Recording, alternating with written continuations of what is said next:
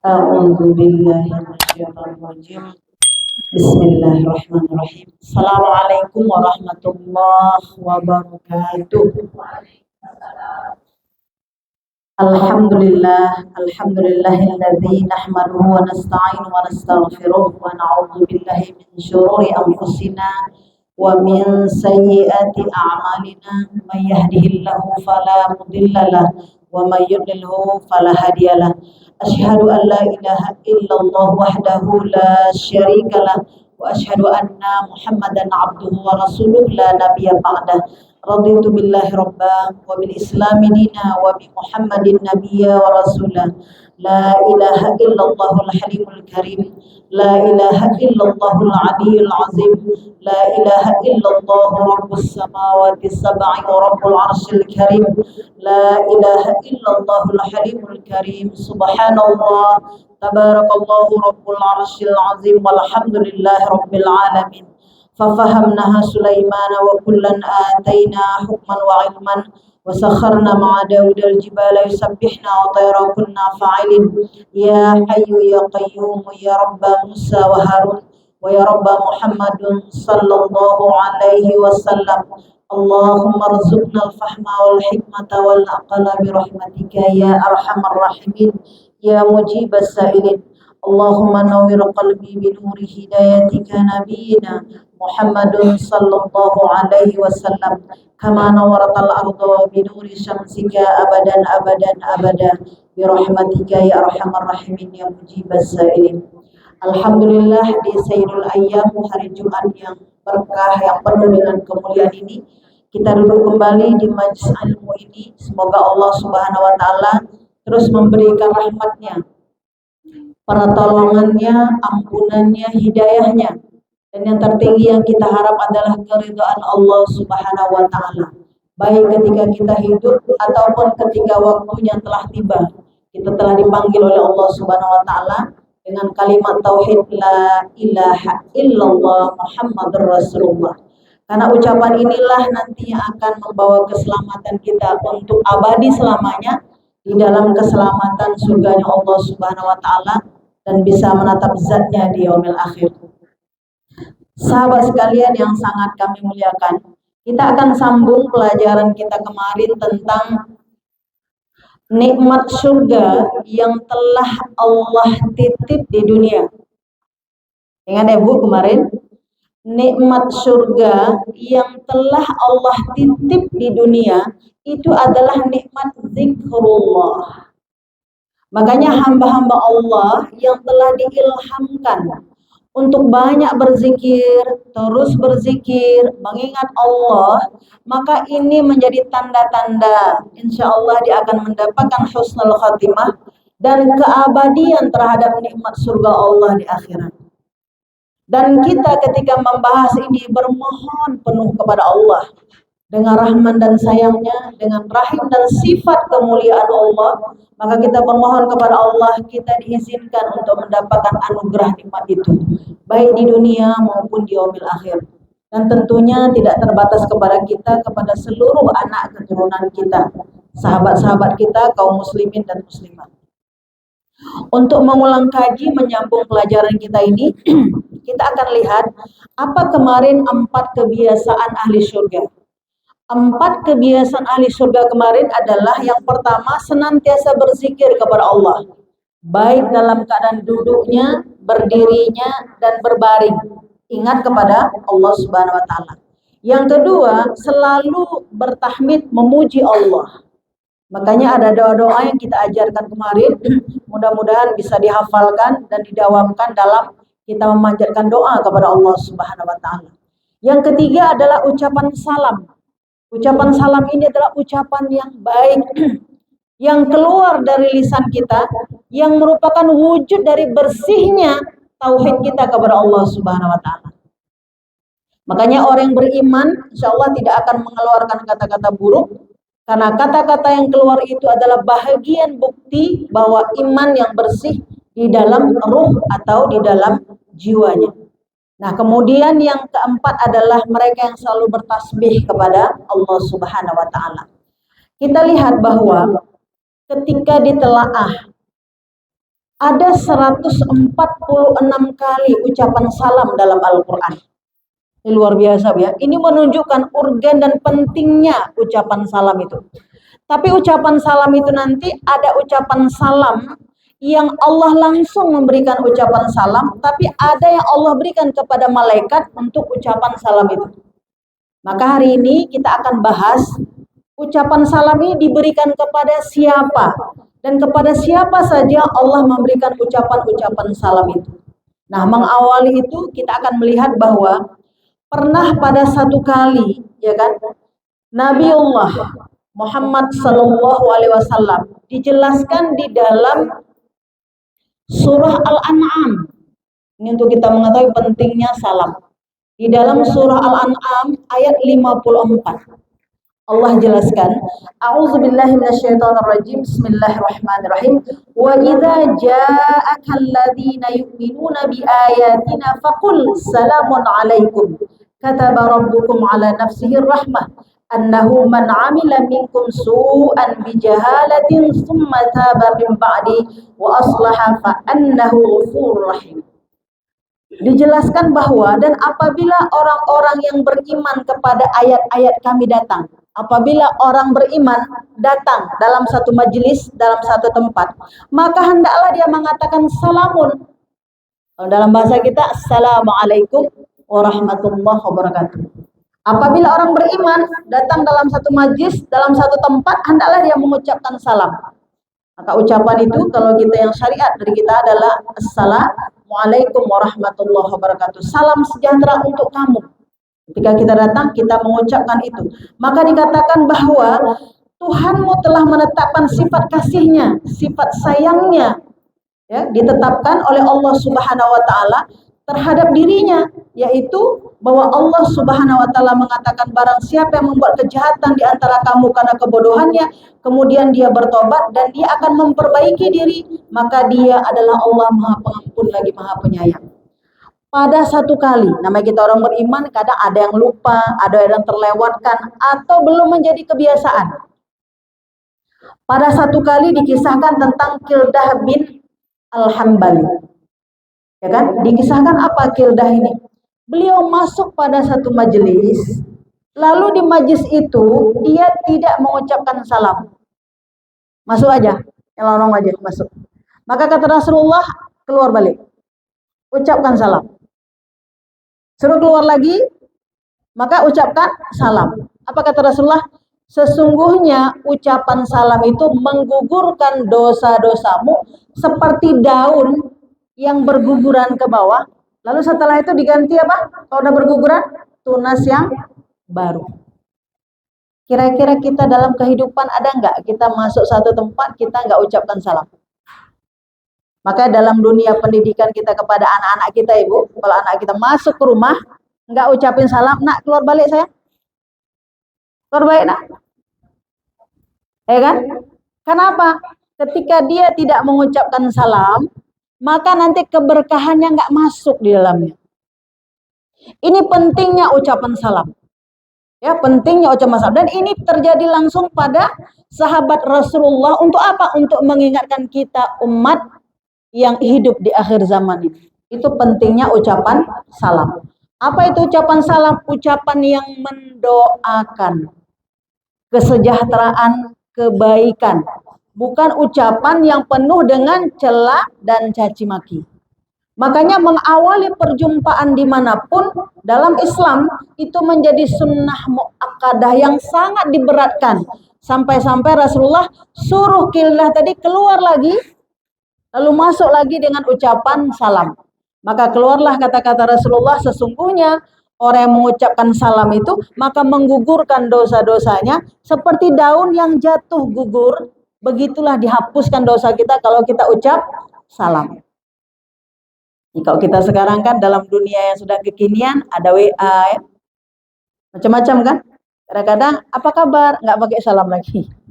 Ya kan? Salam dulu baru menyampaikan sesuatu. Dan ketika di akhir kita ucapkan lagi salam. Jadi apa itu salam? Ucapan doa. Macam mana etika, adab dan hukum syariat dalam mengucapkan salam? Apabila orang yang berdiri berjumpa dengan orang yang duduk, maka orang yang berdiri mengucapkan kepada orang yang duduk. Apabila orang yang sendiri dengan orang yang banyak, maka orang yang sendiri mengucapkan kepada orang yang banyak. Jadi kalau hari ini kok saya yang mengucapkan salam ke ibu? Kayak gitu kan? Karena saya yang sendiri, ini yang banyak. Tapi kalau kita masuk, kita yang berdiri. Makanya nanti kok ada yang heran, kok ustazahnya yang mengucapkan salam? Begitu kan? Karena kita yang berdiri, ibu telah duduk. Maka yang berdiri mengucapkan kepada yang duduk. Bukan yang duduk yang mengucapkan kepada yang berdiri. Orang yang sedikit mengucapkan kepada orang yang banyak. Ini semuanya ada adab dan etikanya. Apabila ada orang tuamu yang datang, gurumu atau siapapun, berdirilah kita. Tanpa disuruh berdiri. Dan guru yang ta'azim akan mengatakan, tidak usah berdiri. Tidak usah berdiri.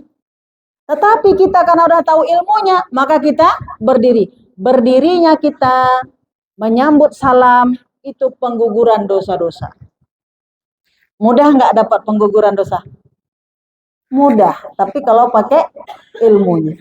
Tapi kalau nggak pakai ilmunya, pas orang datang, Assalamualaikum, Allah, berdiri lagi. Berdiri lagi, kan gitu ya. Makanya nanti Bu kita lihat kalau ada di satu majelis, kalau sudah mulai acara, nggak lagi kita ucapkan Assalamualaikum, nggak lagi. Masuk duduk terus. Nggak usah lagi salam satu-satu. Jika sudah terlambat. Tapi kalau belum terlambat, kita masuk, kita salam. Ya kan? Kita salam. Kenapa? Itu ampunan dosa. Makanya orang yang cepat datang, dapat ampunan dosa lagi dari salam.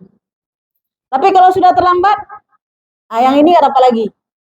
Ya, yang lantai 1 nggak dapat lagi. Tadi kan kita jumpa tadi, salam kan? Di bawah ya. Nah, kita udah dapat pengguguran dosa-dosa. Dari bangun tidur kita tadi sampai kita duduk di sini. Itulah dalam Islam, silakan Bu. Berkah-berkah yang luar biasa, ya, yang diberikan Allah Subhanahu wa taala. Nah, kisah ini terjadi langsung pada sahabat kepada Rasulullah sallallahu alaihi wasallam. Maka Rasulullah mengatakan, "Kembalilah ucapkan salam, setelah itu baru engkau masuk ke dalam ruangan."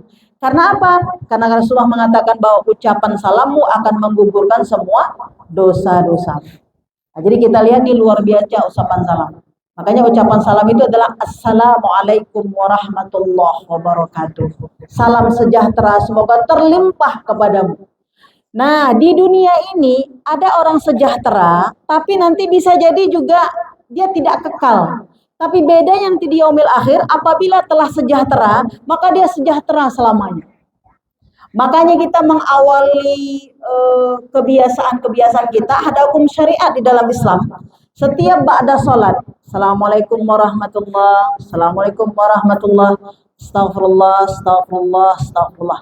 Allahumma antas salam, wa minkas salam, wa ilaika ya'udus salam, hayyina rabbana bis salam, wa adkhilnal jannata daras salam. Itu ucapan itu dah kita biasakan. Kita biasakan. Karena ucapan itu adalah nanti ucapan penikmat surga yang diberikan Allah Subhanahu wa taala. Baru nanti ya Rabbi anta maulana subhanallah. Kenapa? Karena assalam adalah nama sifat Allah. Nama-nama Allah. Salah satu dari sekian banyak nama Allah adalah assalam. Yang memberikan kesejahteraan, yang memberikan kebaikan, yang memberikan kebahagiaan, yang memberikan penghormatan, yang memberikan kemuliaan bagi siapa saja yang berbuat baik. Kira-kira kita kalau masuk rumah kita sendiri dan nampak kita suami kita kasih salam apa enggak? Iya, kita tetap kasih salam. Di rumah kita paling utama kita kasih salam. Ya kan? Nah, dalam WA kita sekarang ini Assalamualaikum. Jangan ASS. Nanti teman kita juga baca ASS. Ya kan? Assalamu lengkap. Assalamualaikum. Yang paling utama yang memberi salam, karena yang memberi salam hukumnya tidak masuk kepada wajib. Tapi yang menjawab salam hukumnya masuk kepada wajib. Nah, maka kita lihat assalam ini adalah merupakan satu doa yang kita berikan kepada sesama kawan kita Ya kan? Untuk apa? Untuk memberikan kebaikan kepadanya. Begitulah seorang mukmin, tali persaudaraannya begitu kuat baru dari ucapan salam saja. Dan ternyata ucapan salam ini nanti akan membekas bahwa itu menjadi nikmat yang paling utama di dalam surganya Allah Subhanahu wa taala. Nah, coba kita lihat ucapan salam yang Allah beri kepada hamba-hambanya nanti ketika diberi izin oleh Allah Subhanahu wa taala ketika masuk ke dalam surganya Allah Subhanahu wa taala. Nah, sebelum masuk ke surga, kita lihat pada surah Yunus ayat 10. Orang-orang yang insya Allah membiasakan ini, maka dia akan mendapatkan salam nanti dari Allah Subhanahu wa taala. Apa dikatakan dalam surah Yunus? Ini kisah nanti dalam surga, Ibu. Tapi amal ini sudah dikerjakan oleh orang-orang mukmin di dunia. Mungkin kita sering mendengar ketika ada orang membaca doa, maka di akhir daripada doanya dia mengatakan da'wahum fiha subhanakallahumma wa tahiyyatuhum fiha salam wa akhiru da'wahum anil hamdulillahi rabbil alamin. Sering kan, Bu? Kalau kita akhir, itu nanti sebenarnya ucapan itu adalah ucapan di surga. Ketika Allah memberi salam selamat kepada orang-orang yang masuk ke dalam surga. Nah, kalau di dunia ucapan itu nggak pernah kita ucap. Mungkin dapat ucapan di sana? Kayak di HP kita, Bu. Kalau kita nggak bilang Assalamualaikum, ada dijawab makawan, Waalaikumsalam. Anda, hai, jawabnya hai kembali. Ya kan? Apa kabar? Kabar baik. Itu kita bilang Assalamualaikum, dia akan jawab Waalaikumsalam. Jadi kalau kita sering-sering dakwahum fiha subhanakallahumma tahiyyatuhum fiha salam wa akhiru da'wahum alhamdulillah rabbil alamin. Maka mereka berdoa, ya kan? Dengan doa mereka selalu mensucikan Allah Subhanahu wa taala, lalu Allah mengatakan kepada mereka salamun, salam sejahtera sebagai penghormatan kepada mereka yang berhasil masuk ke dalam surganya Allah Subhanahu wa taala. Dan mereka mensucikan Allah. Makanya Ibu nanti di dalam surga, andaikan kita perlu bunga ini. Kak, ada bunga nggak yang cantik untuk buat di sini? Kalau di surga nanti nih, di dunia belum dapat tuh. Kita cukup mengatakan subhanakallahumma, langsung ada bunga. Saya perlu makan, subhanakallahumma, langsung ada makanan. Saya perlu suami, subhanakallahumma, langsung ada. Saya butuh anak, saya butuh jumpa dengan teman karib kerabat, cukup katakan subhanakallahumma. Di dunia kita ucapkan aja dulu. Banyak-banyak kita ucapkan. Itulah yang menjadi kepingan-kepingan cahaya surga untuk dibalas dengan kenikmatan apapun yang kita butuh di surga. Nah, di dunia, Ibu, kita amalkan itu bukan berarti itu tidak ada, itu disimpan. Ya, amal itu disimpan. Makanya siapa yang banyak membaca subhanakallahumma atau subhanallah, baik dalam sujudnya, baik dalam di luar sujudnya, inilah menunjukkan nanti mereka menjadi penikmat-penikmat surga. Kalau di dunia sedikit kali ucapan subhanallahnya, sedikitlah dia dapat nanti di surga. Karena itu ucapan subhanallah, ucapan yang sudah Allah titip di dunia untuk dinikmati sebelum masuk ke dalam surga yang sesungguhnya. Makanya kita jangan harapkan dakwahum fiha itu ketika kita baca doa berjamaah. Kita usahakan dalam doa kita sendiri, itu kita ucapkan juga ucapan itu. Untuk kita biasakan, bahwa kita membiasakan ucapan itu, hari ini kita ucapkan, nanti di dalam surga dengan izin Allah, Allah yang ucapkan penghormatan itu kepada kita. Nah, kita lihat, di dalam Al-Quran, ada beberapa yang Allah katakan bahwa, siapakah orang-orang yang akan diberi salam oleh Allah langsung. Diberi ucapan selamat, diberi penghormatan, diberi kemuliaan oleh Allah. Yang pertama, coba kita lihat di dalam surah Yasin ayat 58. Silakan. Ayat ini sering kita baca. Salamun qawlan mir rabbir rahim. Salamun qawlan mir rabbir rahim. Salamun qawlan mir rabbir rahim. Maka di situ ketika salamun adalah Allah memberi salam. Ya, Allah memberi salam kepada orang yang dulu mengibadahi Allah ketika berada di dunia, dengan sabarnya mengibadahi Allah ketika dia berada di dunia. Maka dikatakan, apakah makna daripada salamun qaulam mir rabbir rahim? Maka ketika manusia sudah berada di dalam surga, maka Allah memberikan perkataan yang sangat mulia dengan ucapan yang sangat luar biasa sebagai bukti daripada menyayangi hamba-hambanya. Ya, bukti bahwa Allah menyayangi hamba-hambanya. Bukti Allah memuliakan hamba-hambanya. Bukti Allah memberi penghormatan setinggi-tingginya kepada seorang hamba. Jadi Bu, kalau kita lihat bahwa ketika Allah mengatakan salamun qaulam mir rabbir rahim, ya kan? Ini ada ucapan salam dari Rabbmu. Maka diceritakan ketika bahwa manusia masuk ke dalam surga, ketika dia telah menikmati semua benda-benda yang ada di dalam surga dan apa yang ada di dalam surga, maka selanjutnya Allah barulah memberi salam kepada mereka. Maka mereka mengatakan, ya Allah, nikmat apa lagi ya Allah? Maka disitulah Allah berkata-kata kepada hamba-hamba yang diizinkan masuk ke dalam surga. Tentunya ketika kita mempelajari ayat ini, kita berharap kitalah yang disebut itu ya Bu. Ya, kita berharap kitalah yang disebut itu. Suami kitalah, orang tua kitalah, anak kita, adik saudara kita. Yang diucapkan salamun qaulam mir rabbir rahim. Makanya saya sering katakan, apabila di hari Jumat atau di pagi hari ya Bu ya, mengawali hari-hari kita, bacalah surah Yasin. Itu kan, di situ ada ayat salamun qaulam mir rabbir rahim. Di hari Jumat pagi ya, diizinkan kita baca Quran, salamun qaulam mir rabbir rahim. Ya Allah, hari ini aku ucapkan, maka di waktu nanti Allah, jika waktunya telah tiba, maka kata-kata ini semoga Engkau ucapkan untukku ya Allah.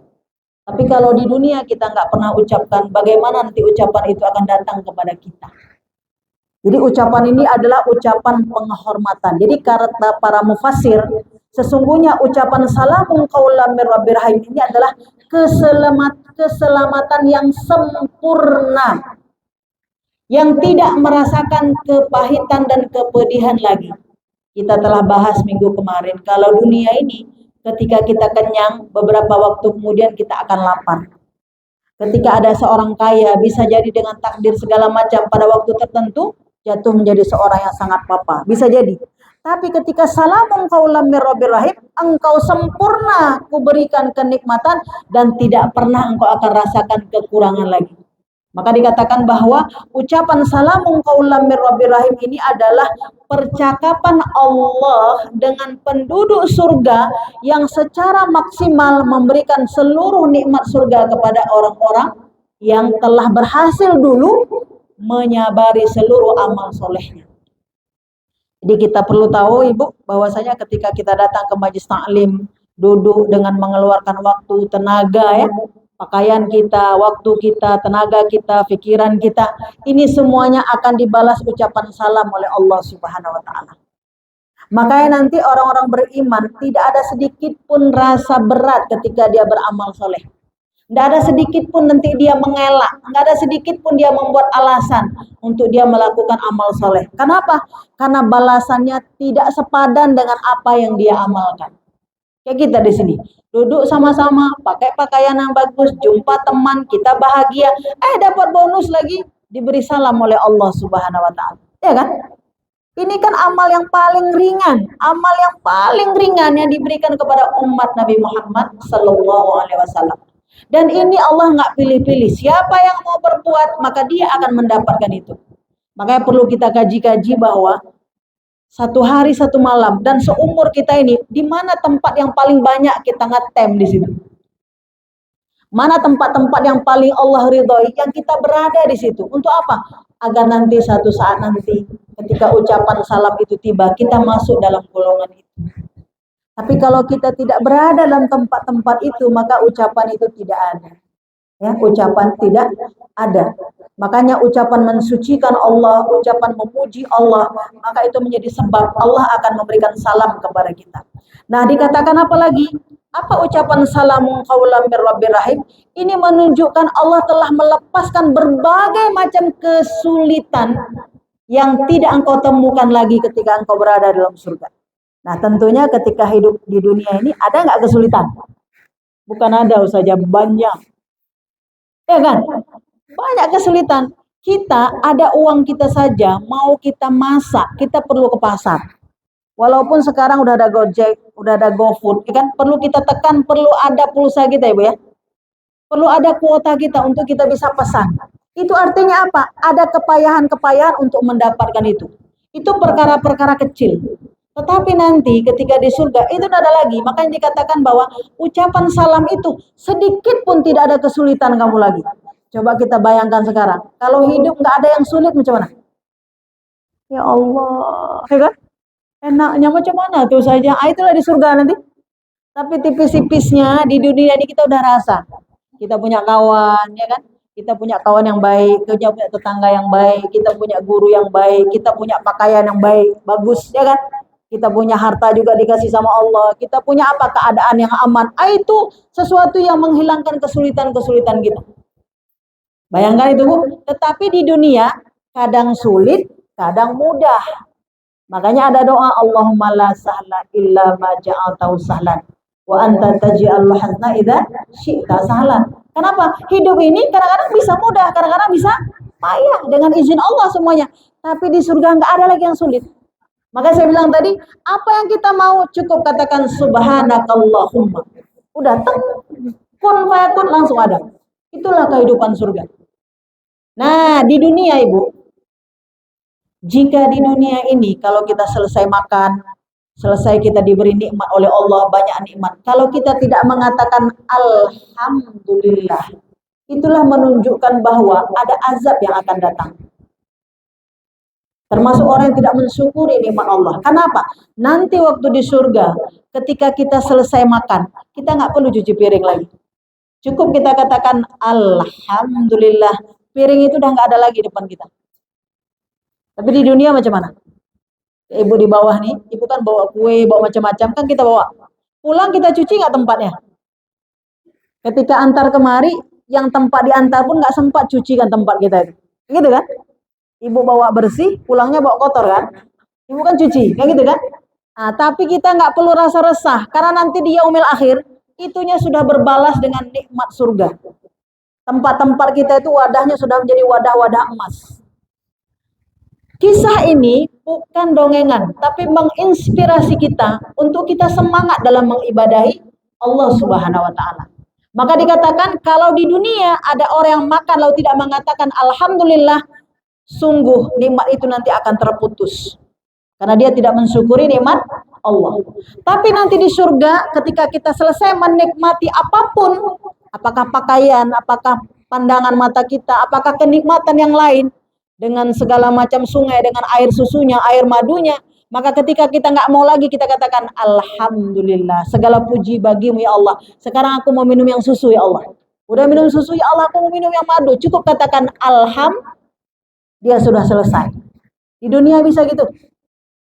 Ibu habis masak bilang, alah nggak mau kalau aku cuci piring. Aku bilang aja lah, alhamdulillah. Masih kotor nggak piringnya? Ini dipakai passwordnya nanti kapan? Di surga. Tapi amalnya perbanyak bilang alhamdulillah, alhamdulillah, alhamdulillah. Orang sakiti kita pun alhamdulillah juga. Karena pasti Allah berbalas dengan ampunan, ampunan, ampunan. Nah, maka dikatakan di sini, apa maknanya menurut para mufassir? Dikatakan oleh para mufassir bahwa salamun qaulam mir rabbir rahim, arti berikutnya adalah dihilangkan dengan berbagai macam kesulitan. Dan kesulitan itu tidak akan pernah balik lagi, tidak pernah akan datang lagi. Yang terakhir Ibu, salamun qaulam mir rabbir rahim adalah Allah menampakkan zatnya kepada hamba-hamba yang telah mengibadahi Allah di atas permukaan bumi ini dengan begitu sabar. Makanya saya ulang-ulang ajarkan doa itu. Apakah Ibu sudah hafal atau tidak? Allahumma rzuqni ladzatan nazari biwajhikal karim wa syauqa ila liqaika ya Allah. Ya Allah, rezekikan kepadaku agar aku bisa menatap zatmu nanti di yaumil akhir. dan masukkan dalam kalbuku rindu berjumpa denganmu. Itu kita ulang-ulang Ibu, doa itu. Kenapa? Nanti di sini arti salamun qaulam mir rabbir rahim. Kalau kita beramal ini baca surah Yasin itu menjadi sebab kita bisa menatap zat Allah. Kalau menatap zat Allah, berada dalam surga apa neraka? Berada di dalam surganya Allah. Maka doa itu kita panjatkan. Maka nanti amaliyahnya apa? Apapun yang Allah perintahkan, maka nanti insya Allah dengan izin Allah diringankan kita melakukannya. Tapi kalau belum dapat izin Allah dan belum ada ikhtiar di kita, maka ini akan ada kesulitan-kesulitan. Maka kita mohon kepada Allah, setiap kesulitan yang terjadi pada kita ini adalah bahagian kita menapaki untuk satu kebahagiaan yang tak terhingga.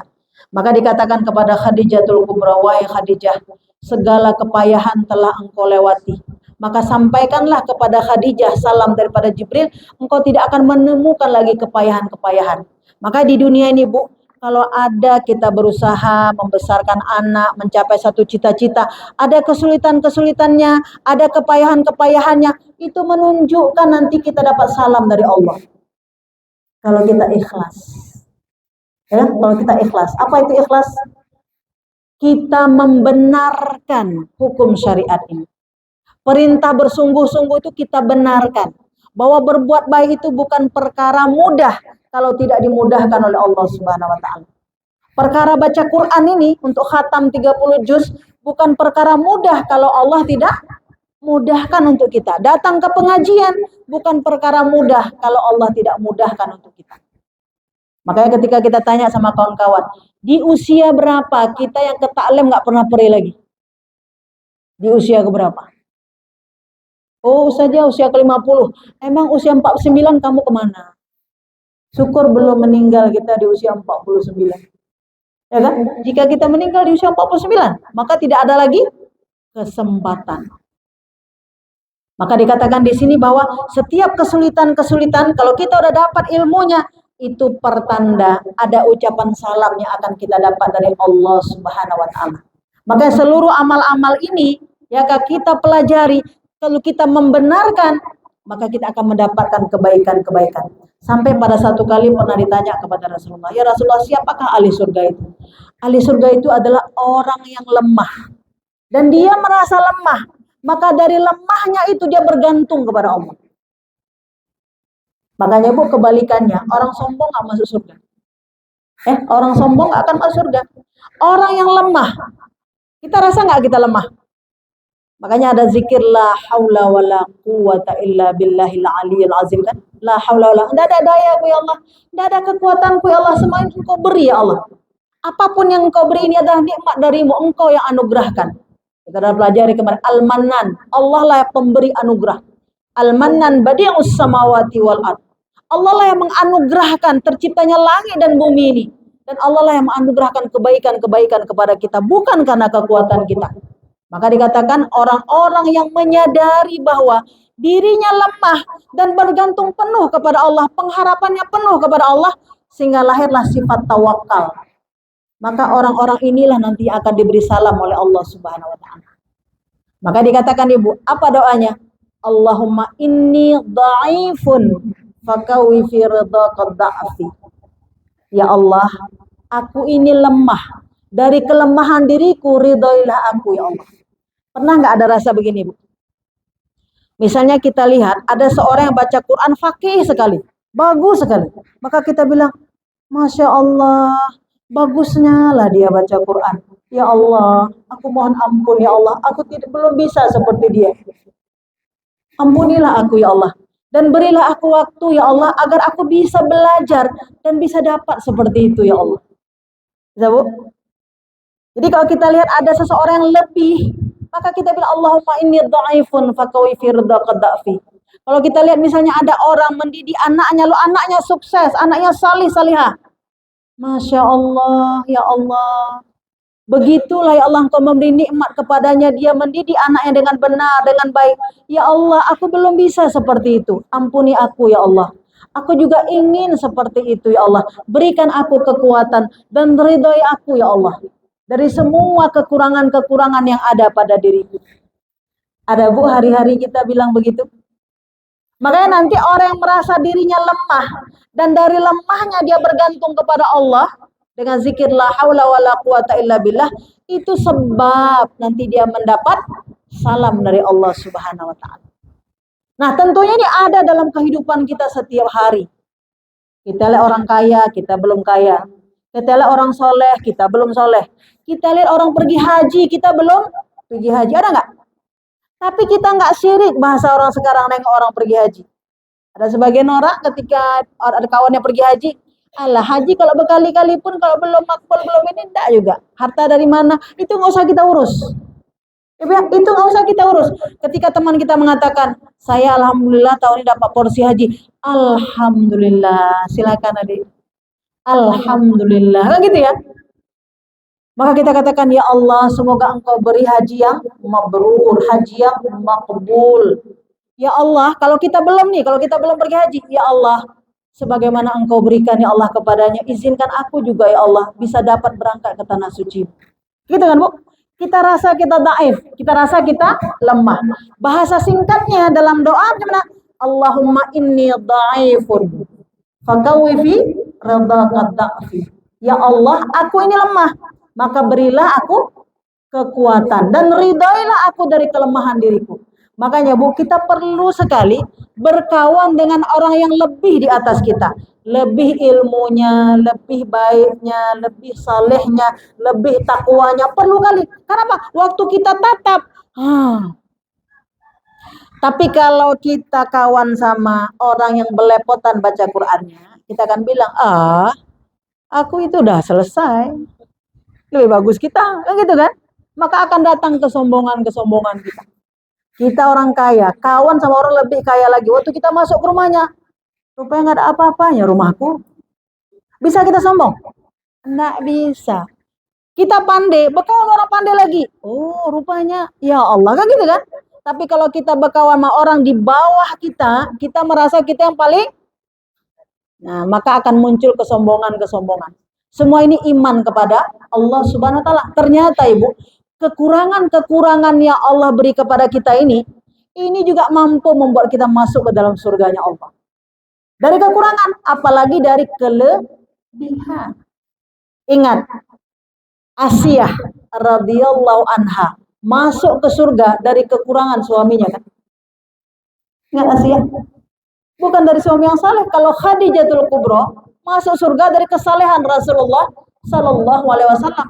Tapi Asiyah masuk surga dari mana? Enggak kita ambil pelajaran? Ya kan? Itulah pelajaran yang paling berharga dalam kehidupan ini. Ternyata apa? Tidak ada alasan bahwa kita nanti tidak masuk ke dalam surganya Allah. Kenapa? Rahman dan Rahimnya Allah terbuka seluas-luasnya sesuai dengan kondisi kita masing-masing. Ya kan Bu?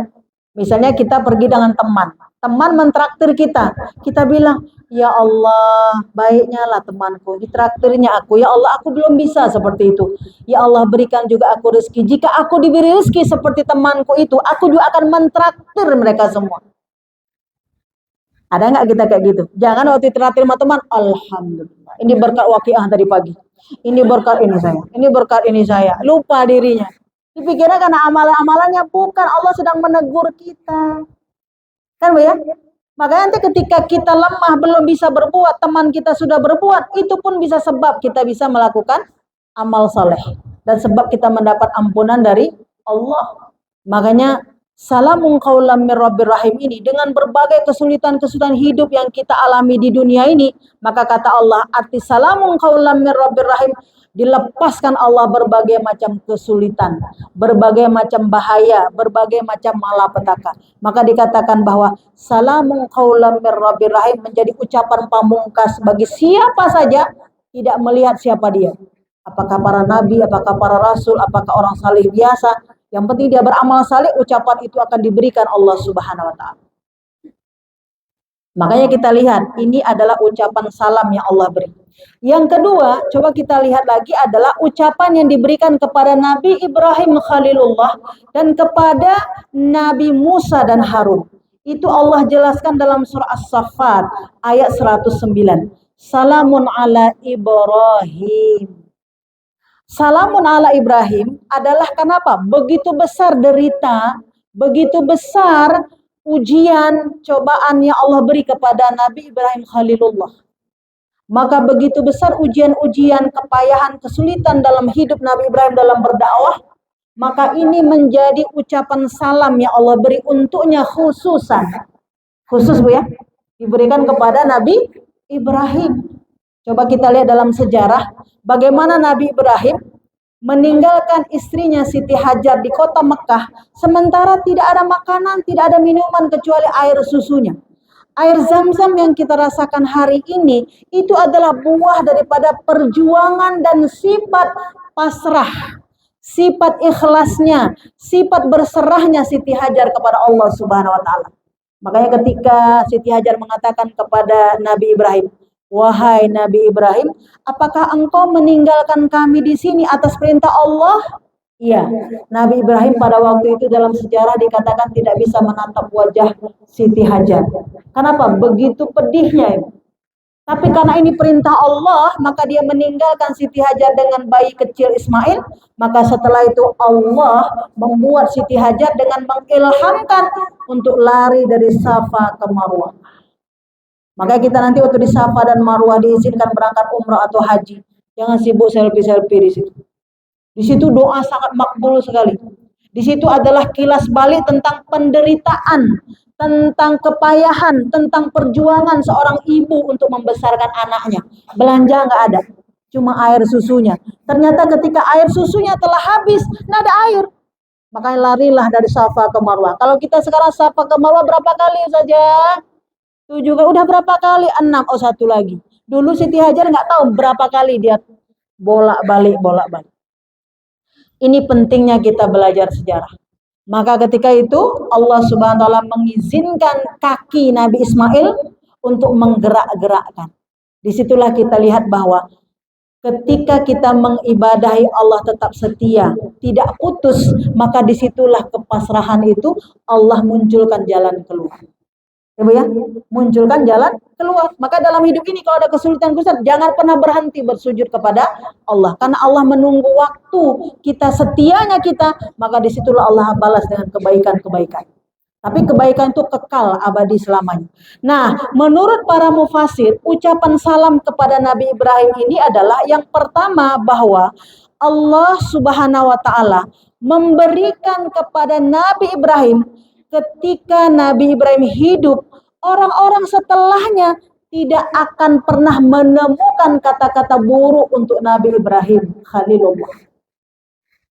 Makanya sampai-sampai bagi kita umat Nabi Muhammad menjadi wajib kita baca selawat dalam sholat kita kan. Allahumma salli ala Muhammad wa ala ali Muhammad kama sallaita ala Ibrahim wa ala ali Ibrahim. Wa barik ala Muhammad wa ala ali Muhammad kama barakta ala Ibrahim wa ala ali Ibrahim fil alamin innaka Hamidum Majid. Disempurnakan, digandengkan dengan Nabi Ibrahim Khalilullah. Makanya bagi orang mukmin tidak sah salatnya tanpa menyebut nama Ibrahim Khalilullah dalam salatnya. Ini sampai-sampai seperti itu. Maka dikatakan apa oleh para mufassir? Ucapan salamun ala Ibrahim di dunia itu telah nyata. Kekekalan kebaikan Nabi Ibrahim, tidak pernah ada kata-kata buruk nanti yang terlontarkan untuk dirinya dengan orang yang hidup sesudah Nabi Ibrahim. Sudah nyata kan sekarang? Nabi Ibrahim itu adalah kekasih Allah. Nabi Ibrahim itu adalah ikon sabar yang luar biasa. Nabi Ibrahim adalah ikon seorang dermawan yang luar biasa. Jadi kalau hari ini Bu kita dermawan, kalau kita lihat bagaimana kedermawanan Ibrahim, tidak bisa, kita belum sampai ke sana. Itu luar biasanya Nabi Ibrahim. Sampai anaknya sendiri dikorbankan oleh Nabi Ibrahim kalau itu perintah Allah. Makanya Allah mengganti kepada hukum syariat umat Nabi Muhammad bukan menyembelih anak-anak kalian, tapi cukuplah menyembelih barang piaraan atau ternak-ternak kalian. Tapi pahalanya seperti Nabi Ibrahim mengorbankan anaknya. Ya, seperti itu ya, ucapan salam yang diberikan khusus kepada Nabi Ibrahim Khalilullah. Maka ini perlu kita contoh. Nah, Allah selamatkan Nabi Ibrahim dari kekejaman raja penguasa pada waktu itu. Jadi ucapan salam itu pada waktu itu di dunia Allah telah selamatkan Nabi Ibrahim dari mana? dari api yang telah dibakar, dikumpulkan sebanyak mungkin kayu bakar untuk membakar Nabi Ibrahim. Tapi Allah nampakkan, Allah selamatkan. Jadi di dunia telah nampak kecil-kecilnya Allah selamatkan, tapi di yaumil akhir ucapan itu khusus lagi nanti Allah berikan kepada Nabi Ibrahim Khalilullah. Nah, dikatakan para mufassir bahwa Allah Subhanahu wa taala juga menyelamatkan Nabi Ibrahim ini dari berbagai macam fitnah-fitnah. Ya, dari berbagai macam fitnah yang terjadi di dunia, termasuk fitnah terhadap anaknya tadi. Itu Nabi Ismail yang sudah lama-lama ditunggu. Nah, kalau kita bahas tentang Nabi Ibrahim ketika berdoa tentang Rabbi habli minas sholihin, itulah doa Nabi Ibrahim. Ya, sampai usia 80 tahun itu Nabi Ibrahim baru dikabulkan doanya. Ada di antara kita berdoa 80 tahun. Berdoa belum dikabulkan. Udah berapa lama berdoa? Udah loh saja 3 kali, 4 kali ada lah udah. 4 kali berdoa. Kita udah rasa banyak sekali. Atau kita bilang udah bertahun-tahun. Nabi Ibrahim untuk mendapatkan Ismail berdoa sampai 80 tahun. Rabbi habli minas sholihin.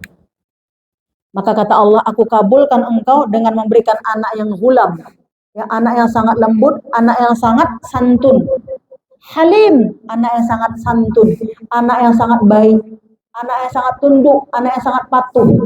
Kenapa? Berkat begitu sangat bersungguh-sungguhnya dia berdoa kepada Allah Subhanahu wa taala. Nah, dari kemudahan-kemudahan terjadi pada Nabi Ibrahim, dari amal solehnya di dunia, maka Allah Subhanahu wa taala mengembalikan secara kekal kebahagiaan, keselamatan dengan ucapan salamun ala Ibrahim.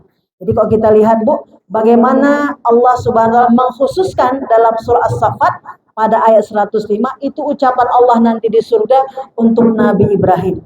Yang kedua, yang ketiga adalah ya ucapan salam yang diberi kepada Nabi Musa dan Harun. Ini hebat lagi. Makanya kita bersyukur sekali hidup di akhir zaman nih, enggak hidup di zaman Nabi Musa. Enggak kuat kita Ibu. Hidup di zaman Nabi Musa ya, dengan Fir'aun yang begitu kejam, dengan Fir'aun yang begitu sangat luar biasa, kejamnya membunuh dan seterusnya. Maka Allah mengatakan apa? Salamun ala Nuhin, salamun ala Musa wa Harun. Ucapan salam sejahtera yang Allah beri kepada Musa dan Harun. Ya, salamun ala Musa dan Harun. Ini Allah ucapkan dalam surah As-Saffat ayat 120. Dikatakan bahwa salam sejahtera kepada Musa yang begitu banyak sekali mendatangkan satu kesulitan-kesulitan menghadapi siapa? Menghadapi Fir'aun. Sampai-sampai Musa kecil itu sudah mau dibunuh oleh siapa? Musa kecil itu sudah mau dibunuh oleh Fir'aun, ya kan? Ketika ada pilihan tentang susu, roti, ya kan? Maka ada batu bara. Maka Nabi Musa memilih apa, Bu? Dalam kisah surah Anbiya dijelaskan, Nabi Musa memilih batu bara. Akhirnya Nabi Musa itu lidahnya agak makanya doa Nabi Musa kan kita hafal semua, Rabbi syrah li sadri wa yassir li amri wahlul 'uqdatam min lisani yafqahu qawli. Apa ujian terberat Nabi Musa? Nabi Musa ketika umatnya sudah beberapa yang berkumpul bersamanya, maka Nabi Musa itu kita katakan dikejar oleh Fir'aun, ingin ditebas karena umatnya sudah begitu lumayan banyak. Maka ketika itu apa yang terjadi? Nabi Musa akan ditebas sedikit lagi oleh Fir'aun. Maka umat-umat Nabi Musa karena melihat Fir'aun sudah begitu dekat, mengatakan, hai Musa, macam mana Nabi Musa ini kami? Macam mana keadaan kita ini? Bagaimana pertanggungjawabanmu? Gitulah Bu ya. Maka apa kata Nabi Musa? Allahumma lakal hamd wa ilaikal mustaka wa antal musta'an la haula wa la quwata illa billah. Di saat gentingnya Nabi Musa mengatakan Allahumma lakal hamd. Bayangkan coba. Kita renung-renung sendiri. Kita kondisi mungkin gak ada duit sedikit pun. Ada musuh di depan rumah misalnya. Kita bilang alhamdulillah ya Allah ada. Ada Bu. Pasti kita astagfirullah la haula wala kan gitu kan. Tapi Nabi Musa Allahumma lakal hamd. Itu hebatnya Musa. Kondisi gentingnya, kondisi sakaratnya, kondisi terjepitnya, dia mengatakan segala puji bagi Allah. Hebat enggak Bu? Makanya ketika dia mengatakan segala puji bagi Allah, itulah Allah memujinya dengan pujian salamun ala Musa wa Harun. Salam sejahtera untukmu wahai Musa dan Nabi Harun yang membantu Nabi Musa. Jadi kok kita lihat Allahumma lakal hamdu itu hebat.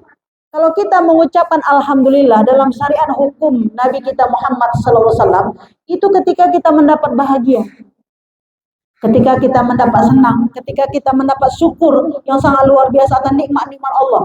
Ternyata Nabi Musa tidak. Apakah dalam senangnya dia tidak mengatakan alhamdulillah? Ini menunjukkan ketinggian akhlak Nabi Musa. Artinya dia tidak putus semangat ketika Allah menguji dengan berbagai macam cobaannya. Wa ilaikal mustaka, ya Allah, aku tidak mengeluh ya Allah. Nah, saya ingin sampaikan ini. Pelajaran berharga dari Nabi Musa adalah diberikan kepada umat Nabi Muhammad. Salah satu yang tidak dihisab, yang tidak mendapat hisab nanti di yaumil akhir adalah mereka yang dalam hidupnya tidak mengeluh. Dan gaji-gaji kita nih, kira-kira kalau kita mati kita dihisab benar? Ya kan? Nabi Musa, dia tidak mengeluh, maka dia katakan, ya Allah, segala puji bagimu yang telah begitu dekat sekali Fir'aun akan menebasku, tapi ini pun baik bagiku ya Allah. Wa ilaikal mustaka, aku tidak mengeluh kepada engkau ya Allah. Tapi dia mengadukan kepada Allah, mengatakan ini, bahwa dia terima ini, takdir hidupnya. Dia terima. Wa ilaikal mustaka, aku tidak mengeluh kepadamu. Wa antal musta'an, tapi Allah tolonglah aku ya Allah. Ingat ibu tadi? Ingat yang pertama saya katakan tadi yang umat Nabi Muhammad, bagaimana kita berdoa? Allahumma inni dhaifun, ya Allah aku ini lemah. Kalau enggak engkau bantu ya Allah, aku tidak bisa berbuat apa-apa. Gitu ya. Tapi Nabi Musa sadar, ya Allah wa antal musta'an, aku mohon pertolongan darimu ya Allah. La haula wa la quwata illa billah. Tidak ada dayaku sedikit pun melawan Fir'aun kecuali kekuatan yang engkau beri. Begitu ikhlasnya Nabi Musa membenarkan takdir hidupnya, saat itu juga terbelah laut. Nah, keajaiban ini pun Bu akan terjadi kepada orang-orang yang diuji oleh Allah, yang dia membenarkan itu dan dia menerima dengan penuh keikhlasan terhadap apa yang terjadi pada diri. Jadi kisah masa lalu, ketika kita belajar dalam Al-Quran, belajar dalam sejarah, itu juga untuk kebaikan umat Nabi Muhammad. Tapi kesulitan kita tidak sebesar seperti kesulitan Musa dan Harun alaihissalam. Tidak sebesar itu. Tapi itu diberikan pahalanya, diberikan jalan keluar sampai seperti itu. Makanya banyak kan dalam hidup kita, kok kita baca-baca orang sukses, kita berdialog tentang orang sukses, tentang orang yang bersungguh-sungguh. Banyak keajaiban-keajaiban terjadi pada dirinya. Sehingga Allah memberikan jalan-jalan keluar dalam kehidupannya. Banyak kan? Makanya hari ini ketika ada orang yang berhasil, maka dia akan diwawancara. Kenapa Anda bisa berhasil? Alhamdulillah, semua ini dengan izin Allah. Saya juga tidak menduga keadaan seperti ini. Ada nggak begitu? Itu jalan-jalan keluar yang Allah beri. Nah, di sini dikatakan bahwa janganlah engkau berputus asa dari rahmat Allah. Sesungguhnya tidaklah berputus asa dari rahmat Allah kecuali orang-orang yang kufur kepada Allah Subhanahu wa taala. Ternyata ketika asa kita ada yang putus, itu kita bukan lagi lakap mukmin, tapi lakap kepada orang yang kufur, orang yang membelakangi Allah Subhanahu wa taala. Itu hebatnya. Maka dikatakan di sini bahwa ketika salamun ala Musa wa Harun, salam sejahtera untuk Nabi Musa, untuk Harun, itu menunjukkan bahwa Nabi Musa begitu ikhlas ya untuk menerima semua takdir-takdir hidup yang Allah beri. Maka terbelahlah lautan, kemudian Nabi Musa selamat. Setelah itu Fir'aun ikut di belakangnya. Waktu Fir'aun ikut di belakang, apa yang terjadi? Ketika Nabi Musa sudah sampai ke tepian, maka Allah menyatukan kembali lautan. Maka tenggelamlah Fir'aun. Maka Fir'aun ketika tenggelam, dikit lagi, maka dia mengatakan, amantu bi Rabbi Musa. Aku beriman kepada Tuhannya Musa. Kata Allah, enggak lagi. Inilah pelajaran untuk umat Nabi Muhammad. Bahwa taubat kita itu diterima Allah sebelum nyawa sampai ke tenggorokan. Apabila sudah sampai di tenggorokan, maka tidak berlaku lagi. Ini kisahnya adalah dulu pada masa Fir'aun, ketika Fir'aun juga bertobat. Makanya kalau kita lihat, Fir'aun aja yang cerdas, yang kaya, yang raja di raja, pada titik akhir dia mempercayai dan mengimani Allah. Dan Fir'aun belum ada orang sebelumnya yang durhaka seperti dia, belum ada. Tapi kalau kita udah ada contohnya. Ya kan? Kalau kita kisah-kisah itu kan udah kita baca. Makanya kalau umat Nabi Muhammad masuk neraka itu emang kelewatan. Karena contohnya sudah begitu banyak Allah berikan. Nah, sampai dalam Quran bacalah. Maka para mufasir mengatakan apa? Itulah keselamatan yang Allah beri kepada Musa dan Allah beri kepada Harun, bahwa dia diselamatkan dari Fir'aun yang begitu kejam. Maka nanti ketika dalam surga, maka Allah mengatakan salamun ala Musa wa Harun. Ada lagi yang berikutnya, ucapan yang khusus diberikan kepada Nabi Nuh. Nabi Nuh Ibu juga begitu. Nabi Nuh ya, yang surah As-Saffat 79 tadi, salamun ala Nuhin fil alamin. Selamatlah Nabi Nuh, diucapkan salam oleh Allah. Nabi Nuh Ibu berdakwah 950 tahun. Berapa? 950 tahun. Maka ketika itu Nabi Nuh bermohon kepada Allah, ya Allah selamatkanlah ya Allah. Generasi-generasinya selamatkanlah. Makanya kita lihat Nabi Nuh ketika membuat satu kapal yang sangat besar. Yang masuk ke dalam kapal itulah yang selamat, yang orang-orang kufur telah hilang semuanya. Itulah bedanya kita dengan umat Nabi Muhammad. Kalau umat-umat sebelumnya, kalau kufur habis. Kenapa? Tidak ada yang tertinggal. Makanya generasi setelahnya beriman kepada Allah Subhanahu wa Ta'ala. Beda dengan kisah Rasulullah di kota Taif. Ingat kan? Di kota Taif itu semuanya kufur. Yang beriman cuma satu Adas. Tapi Rasulullah menerima Adas, beriman, maka senangnya dia luar biasa. Dan Rasulullah berdoa, Allahumma hdi qaumin fa innahum la ya'lamun. Ya Allah, mereka itu belum tahu, hidayahkanlah. Maka kaum Taif dari seluruhnya kafir, seorang yang masuk bersyahadat asyhadu an la ilaha illallah wa asyhadu anna Muhammadar Rasulullah menjadi sebab semuanya masuk ke dalam Islam dan tak ada satu pun lagi kafir. Itu kan? Nabi Nuh karena banyak yang kufur kepada Allah, udah 950 tahun berdakwah, tidak mau mereka beriman kepada Allah. Maka Nabi Nuh berdoa, bagaimana orang kufur itu dibinasakan oleh Allah, maka dibinasakan dengan banjir bah. Maka yang masuk ke dalam kapal itulah yang selamat, itulah nanti akan menjadi generasi orang-orang beriman. Jadi kita lihat nih, makanya kalau pikir-pikir Ibu, dengan syukur kita, kalau kita hiduplah di zaman Nabi Nuh, kita orang yang masuk kapal atau bukan? Orang yang masuk dalam kapal itu bukan kita? Ya kan? Itulah beratnya kehidupan dulu. Maka kita bersyukur sekali hari ini, ya Allah, Rabbi auzi'ni, ya Allah.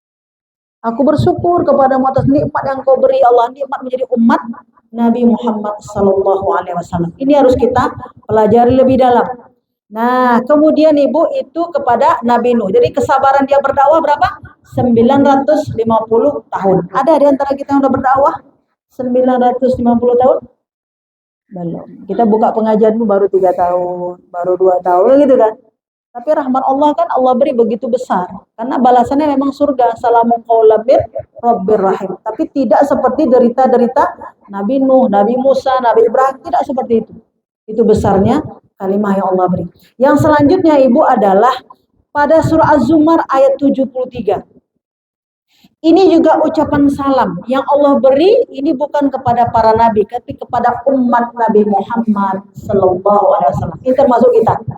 Coba kita lihat pada surah Az-Zumar ayat 73. Wasiqal ladzina taqaw rabbahum ilal jannati zumar. Nanti pada yaumil akhir itu kata Allah, ada orang-orang yang bertakwa yang masuk ke dalam surga itu berombongan. Rombongan banyak. Ya, rombongan yang sangat-sangat besar. Maka dikatakan apa? Bahwa hatta idza ja'uha wa futihat abwabuha. Maka ketika pintu-pintu surga itu mau dibuka, maka dikatakan faqala lahum khazanatu wassalamun alaikum tibtum fadkhuluha khalidin. Maka Allah mengatakan, mengirimkan para malaikat untuk mengatakan salam kepada orang-orang yang masuk ke dalam surga. Maka dikatakan apa? Salamun alaikum tibtum. Selamalah kamu rombongan yang besar ini untuk masuk ke dalam surganya Allah. Siapakah mereka? Mereka yang dulu bersabar-sabar mentaati perintah Allah, meninggalkan larangan-larangan Allah, ikut mencintai agama ini, membela agama ini, itulah dia. Rombongan yang besar itu adalah golongan orang-orang yang bertakwa. Ditanya, ya Rasulullah, siapa sebenarnya golongan orang bertakwa itu? Golongan orang bertakwa inilah membela agama Allah. Yang ikut membela agama Allah, yang ikut taat dalam perintah Allah, meninggalkan larangan-larangan.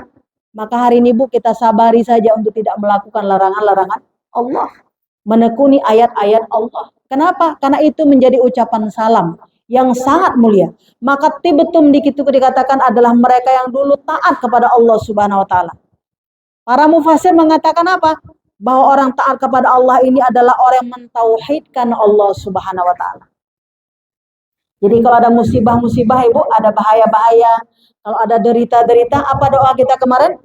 Allahu Rabbi, la usyriku bihi syai'an. Ya Allah, Engkaulah Rabbku ya Allah. Dari semua ujian dan cobaan ini, aku tidak mensyarikatkan Engkau ya Allah. Jangan sampai aku melupakan Engkau ya Allah. Jangan sampai lepas imanku ya Allah. Ya kan Bu? Kita kalau kuat-kuat ini, rajin kita taat, salih ya. Tapi kalau ada kondisi-kondisi yang mungkin ada ujian, cobaan, bisa jadi ada balik ke belakang. Makanya banyak dalam Islam itu, salah satunya doa yang sangat diajarkan kepada kita adalah Rabbana la tuzigh qulubana ba'da id hadaitana wa hab lana min ladunka rahmah innaka antal wahhab.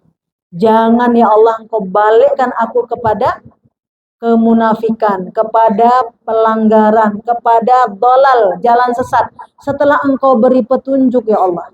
Kecil-kecilnya Ibu, kalau kita sudah berada di majelis setiap hari Jumat, jangan pernah tinggal lagi. Jangan pernah tinggal lagi. Carilah tempat-tempat di mana kita bisa berzikir kepada Allah. Walaupun ada hari-hari yang kita tidak berzikir kepada Allah. Carilah tempat-tempat yang bisa menambah cahaya keimanan, menguatkan tauhid kita kepada Allah Subhanahu wa taala. Itulah doa kita, Rabbana la tuzigh qulubana. Kalau bahasa yang tadi itu singkat padat. Allahu Rabbi la usyriku bihi syai'un. Ya, la usyriku bihi syai'an. Ya Allah, jangan sampai Allah derita ini membuat aku lepas iman kepada Allah. Makanya kan dalam surat itu doa harian yang sangat masyhur. Kita disebut apa Bu? Hasbiyallahu la ilaha illa wa alaihi tawakkaltu wa huwa rabbul arsyil azim. Diucapkan 7 kali pagi, 7 kali sore, 7 kali pagi, 7 kali sore. Hasbiyallahu la ilaha illa wa alaihi tawakkaltu wa huwa rabbul arsyil azim. Nah, andai kita Bu, misalnya kunjung kawan sakit nih. Kawan udah parah kali sakit. Udah nggak bisa bergerak lagi. Udah mungkin tinggal nunggu detik-detiknya ya. Nah, Ibu bacakan 40 kali. Hasbiyallahu la ilaha illa wa alaihi tawakkaltu wa rabbul arsyil azim. Jika dia panjang umurnya, insya Allah mati dalam keadaan husnul khotimah. Jikapun sampai waktunya, jikapun dia hidup, maka Allah memberikan keimanan dan ketakwaan kepada. Jika dia hidup, dia menjadi lebih berarti. Tapi kalaupun saat itu sampai umurnya, maka dia dalam keadaan husnul. Itulah ikhtiar kita sebagai kawan. Jadi jangan jenguk orang sakit di posting. Dia lagi kirim sama kawan. Mohon doa, mohon doa. Nggak usah, yang di sana nggak usah doa. Yang ini doa. Fotonya nggak usah dikirim. Orang lagi sakaratul maut nggak usah kirim-kirim foto. Ini karena kita kadang zaman medsos sekarang. Semua kita kirim. Orang sakaratul maut. Nah, kita kalau ada orang-orang kayak begitu, di kupingnya hasbiyallah. Tawakkaltu wa rabbul arsyil azim ya Bu ya. Atau jauh sini boleh kita doa terus 40 kali. Nah, sambil teman yang satu lagi ikut mungkin la ilaha illallah, la ilaha illallah. Ini kita harus tahu cara menjenguk orang sakit. Kalau dia sudah mengatakan la ilaha illallah, kita nggak usah paksakan lagi. Maka kalam terakhirnya itu insya Allah kemudian dia nggak ada ngomong lagi, sudah koma, kemudian setelah itu memang sudah sampailah waktunya, insya Allah itu husnul khotimah. Tapi kita perlu pelajari apa yang membuat husnul khotimah. Maka pernah pada satu kali Rasulullah ditanya, ya Rasulullah apa yang membuat orang husnul khotimah? Kata Rasulullah, pertama, hendaklah engkau orang yang ingin husnul khotimah menjaga kakimu untuk pergi sholat berjamaah ke masjid. Ini khususnya bagi siapa? Bagi kaum laki-laki. Jadi kalau ada orang bercita-cita dia ingin husnul khotimah, Allahumma inni as'alukal husnul khotimah. Kan gitu ya. Wala taj'al bisu'il khotimah, kan gitu ya. Itu kan doanya. Amalnya mana? Jadi ada doa, ada amalan. Ya, ada doa, ada amalan. Apa doanya? Doanya yang tadi, ya Allah selamatkanlah aku dapat husnul khotimah ya Allah di akhir hidupku. Amalannya mana? Hendaklah dia kakinya berjalan menuju masjid, maka dikatakan setiap langkah yang menuju ke masjid untuk sholat berjamaah, satu langkahnya menghapuskan dosanya, langkah berikutnya mengangkat derajatnya. Nah, itu saja saya nggak jalan kaki pula ke masjid, naik mobil. Maka langkah putaran mobil pertama ini adalah ampunan penghapusan dosa, yang berikutnya dinaikkan satu derajat. Masih malas Bu kita ke masjid, gitu kan? Maka dikatakan di sini, barang siapa yang dia datang ke masjid, maka putaran-putaran kakinya itu, putaran-putaran kendaraannya, itu penghapusan dosa-dosa. Itu cara untuk menarik husnul khotimah dari Allah. Sampai kita berdoa, Allahumma inni as'alukal husnul khotimah. Kalau dia terus doa-doa itu, tapi nggak dikerjakan amalannya. Makanya kemarin kan, pelajaran kemarin kan Rasulullah kan bilang sama Ali Sufah, bantulah aku untuk mewujudkan cita-citamu. Masih ingat Ibu? Masih ingat ya yang ikut ngaji kemarin? Bantulah aku wahai ahli sufa untuk mewujudkan cita-citamu. Banyaklah engkau bertasbih. Banyaklah engkau sujud dalam sholat-sholat sunnahmu. Karena sholat wajib udah tetap. Nah, amalan kedua Ibu untuk husnul khotimah adalah menunggu waktu sholat sampai sholat berikutnya. Makanya kita usahakan dimanapun kita berada. Kalau di kajian taklim kita mulai 14.30 ba'da zuhur sampai dengan waktu asar. Maka menunggu waktu asar kita kajian. Menunggu waktu sholat ini penghapusan dosa.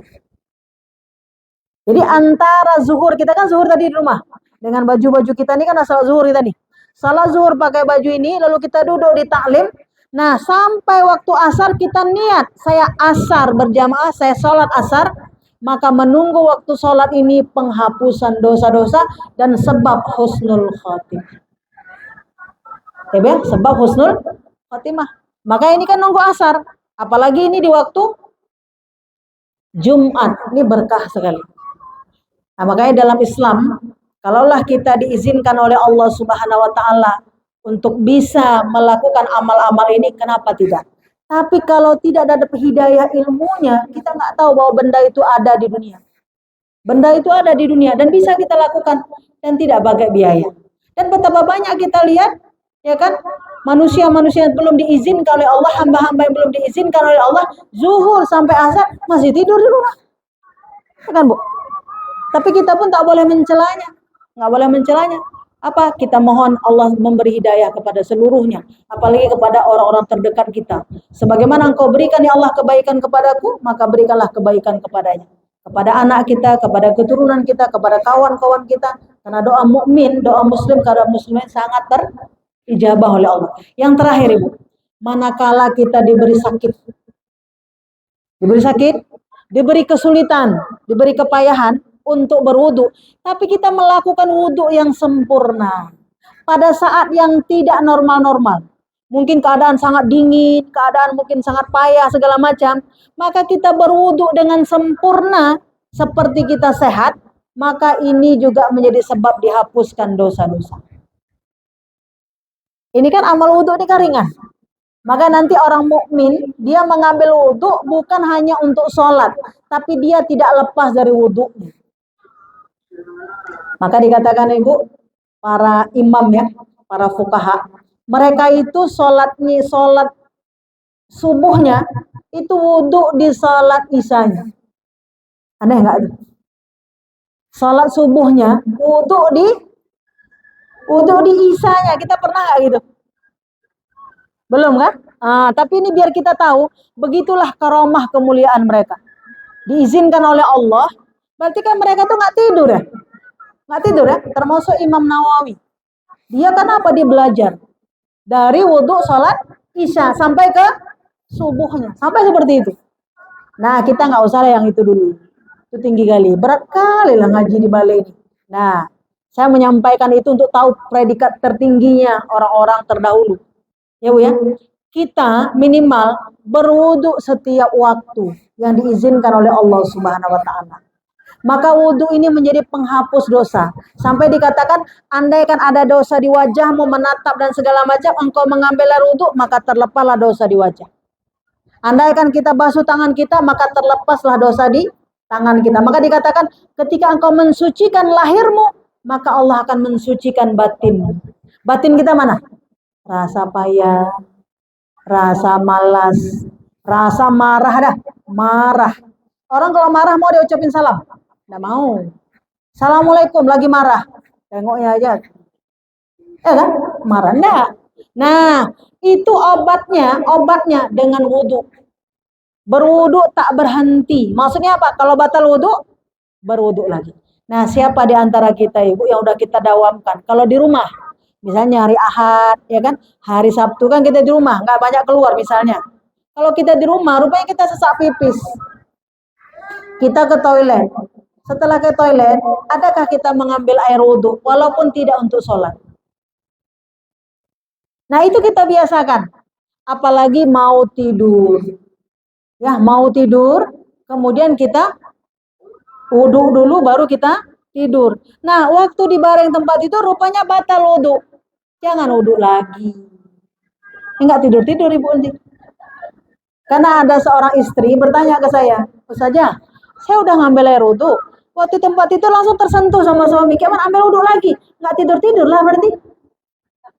Itu ambil air wudhu itu bukan untuk sholat. Ya. Ambil wudhu itu kita mensucikan diri kita. Setelah itu dipegang sama suami, silakan. Nggak ada masalah. Jangan dipegang. Bentar bang, wudhu lagi. Nggak tidur-tidur lah kita. Yang untuk sholat, yang batal wudhu ya Bu ya. Tapi kalau untuk tidur, itu menjadi syarat.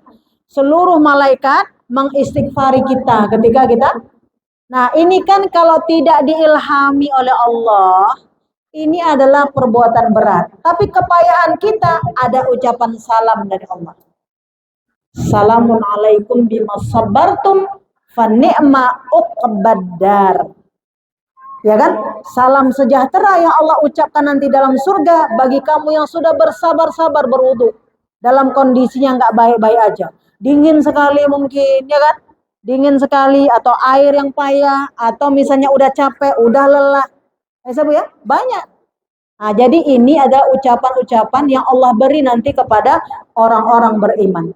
Terakhir Bu, ingin saya sampaikan adalah ucapan yang Allah beri hanya kepada umat Nabi Muhammad, yaitu pada surah Al-Qadar. Salamun ya hatta matla'il fajar. Salam sejahtera yang Allah beri sampai fajar, dari ba'da maghrib terbenam matahari sampai terbitnya fajar, itu nanti ketika bulan suci Ramadan yang disebut dengan malam Lailatul Qadar. Maka para mufassir mengatakan bahwa salam di sini, salamun hiya hatta, salam ini adalah Allah memberikan keselamatan kepada orang-orang yang ditakdirkan bisa beramal solih dari ba'da maghrib sampai sebelum terbitnya fajar. Ini kita jaga nih. Ya Bu, kita jaga. Amal itu apa saja? Bahkan ketika itu Aisyah mengatakan, ya Rasulullah, kalau nanti aku haid macam mana? Kan nggak bisa puasa, nggak bisa baca Quran, nggak bisa sholat. Maka katakanlah, Allahumma innaka afun karim. Tuhibbul afwa, fa'fu anna ya karim. Jangan nunggu Ramadan. Kita latihan. Latihan dari sekarang. Karena ucapan ini hebat. Salamun ya hatta matla'il fajr. Allah menurunkan ucapan salam kepada mereka yang ditakdirkan beramal soleh pada malam itu. Makanya kita butuh sekali persiapan untuk beramal soleh agar ucapan salam itu diberikan Allah. Dan di dunia Ibu, ucapan salam itu membuat kita bahagia melakukan amal itu. Ucapan itu membuat kita bahagia melakukan amal itu. Maka dikatakan apa? Allah mengutus para malaikatnya pertama membawa rahmat, pertolongan untuk orang-orang yang beramal soleh. Membawa rahmat, pertolongan, kebaikan. Yang kedua, Allah Subhanahu wa taala memberikan kemuliaan. Apa itu kemuliaan? Dihitung beramal seketika itu seperti 83 tahun kita beribadah. Jadi orang-orang yang beramal pada malam Qadar itu dihitung 83 tahun. Jika kita berumur 15 tahun, lalu setiap malam qadar kita diizinkan bisa beribadah, kalikan ya, satu malam terhitung 83 tahun. Jika kita masih diberi hidup sampai umur 63 tahun, berapa umur kita berarti? Coba ibu kali aja lah. Itulah besarnya umur Nabi umat Nabi Muhammad, pendek-pendek, tapi dihitung dalam pandangan Allah panjang. Kalau umur Nabi Nuh tadi berapa? 950, tapi tidak ada Lailatul Qadar. Mereka betul memang hidup di 950 tahun. Tapi kalau kita umat Muhammad tidak, hidup hanya 65 tahun, tapi hitungannya bisa ribuan tahun dalam pandangan Allah. Maka dikatakan di sini, salam itu adalah ucapan kemuliaan. Tapi bagi siapa, Bu? Maka ada wasail, ada syarat berlaku. Ada syaratnya ya, bagi mereka yang mengibadahi Allah pada malam-malam tersebut. Nah, kemudian dikatakan apa? Bahwa Allah Subhanahu wa taala menurunkan syafaat ya, menurunkan syafaat, perlindungannya, dijauhkan dari kemudaratan dan dihapuskan dosa-dosanya daripada malam dengan ucapan salamun hiya hatta matla'il fajar. Nah, mungkin nanti di bulan Ramadan kita akan kaji kembali secara lebih dalam apa amalan-amalan yang bisa kita lakukan untuk mendapat kemuliaan yang besar ini. Tapi untuk melatih ini, Bu, tidak boleh nanti. Ini mulai dari sekarang. Jadi banyak di dalam Al-Quran, tadi kita bahas ada berapa? 146 kali Allah mengucapkan salam. Ada salam yang khusus Allah ucapkan kepada umat Nabi Muhammad. Ada salam yang Allah berikan kepada nabi-nabi terdahulu seperti Nabi Nuh, Nabi Ibrahim, seperti juga kepada Nabi Musa, Nabi Harun. Tapi ada yang Allah beri kepada orang-orang yang melakukan amal saleh, itu umat Nabi Muhammad Sallallahu Alaihi Wasallam. Dan kita berharap ketika kita kaji ini, kita adalah bahagian orang-orang yang diizinkan mendapat salam dari Allah Subhanahu wa taala. Ya, dengan keberkahan majelis, keberkahan hari Jumat, maka kita mohon kepada Allah Subhanahu wa taala memberikan kebaikan-kebaikan yang besar. Di akhir, Ibu, daripada kajian ini saya ingin sampaikan bahwa mari semua kita memperbanyak berselawat kepada Rasulullah. Karena selawat itu adalah salah satu cara untuk kita mendapat syafaat dari Rasulullah Sallallahu Alaihi Wasallam. Hari ini saya ulang kembali untuk mengajarkan selawat miftah. Apa, Bu? Selawat miftah. Selawat miftah itu adalah selawat pembuka yang membuka semua pintu-pintu rahmat Allah. Apa ucapannya? Allahumma salli wa sallim ala sayyidina Muhammadin wa ala ali Muhammad miftahi babi rahmatillah. Adada ma fi ilmillah salatan wa salaman daimaini bidawami mulkillah. Nanti teman-teman tolong bantu ulang kembali, searching kembali, kemudian nanti dimasukkan ke grup. Ucapan ini adalah ucapan bagaimana Allah membuka pintu-pintu rahmatnya dengan kita menyampaikan salam dulu, wasilah salam kepada Rasulullah.